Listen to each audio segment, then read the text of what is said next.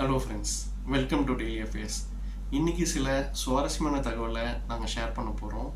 பாகிஸ்தான் அம்ரிட்சர் உட்பட 15 இந்தியன் சிட்டிஸை drones and missiles use பண்ணி டார்கெட் பண்ணாங்க. But Indian air defence system அதை சக்ஸஸ்ஃபுல்லாக முறியடிச்சிருச்சு. அதுக்கப்புறம் பார்த்தீங்கன்னா இந்தியா தரப்புலேருந்து பாகிஸ்தானோட 12 ஏர் பேசஸை டார்கெட் பண்ணி கம்ப்ளீட்டாக டெஸ்ட்ராய் பண்ணியிருக்காங்க. இந்த ஆப்ரேஷனில் பிரம்மோஸ் யூஸ் பண்ணியிருக்காங்க அப்படின்ட்டு இப்போ தகவல் வருது.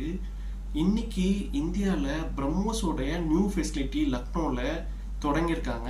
அதை நம்ம டிஃபென்ஸ் மினிஸ்ட்ரி திறந்து வச்சிருக்காரு. இந்தியாவுக்கும் பாகிஸ்தானுக்கும் பார்த்தீங்கன்னா நேற்று ஈவினிங்லேருந்து சீஸ்ஃபயர் அமலுக்கு வந்திருக்கு. பாகிஸ்தான் தரப்புலேருந்து பட் சம் இன்ஸ்டன்ஸில் இந்த சீஸ்ஃபயரை அவங்க வயலேட் பண்ணியிருக்கிறதா தகவல் வருது. India operation Sindoor is still ஆன்கோயிங்னு சொல்லிட்டு ஐஏஎஃப் தரப்புலேருந்து சொல்கிறாங்க.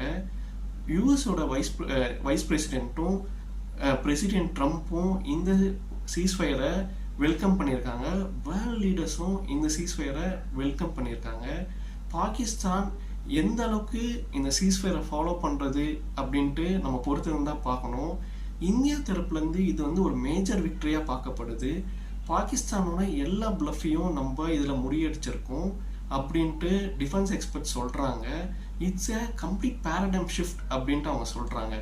நம்மளுடைய முதல்வர் ஸ்டாலின் தலைமையில் தமிழ்நாட்டில் பீஸ் மார்ச் நடத்தியிருக்காங்க. அவர் நம்மளுடைய டிஃபென்ஸ் ஃபோர்ஸஸை சல்யூட் பண்ணியிருக்காரு. We also salute our defence forces. இந்த மாதிரி நியூஸ் பார்க்கணுன்னா stay tune to our channel. Thanks for subscribing to our channel. Thank you.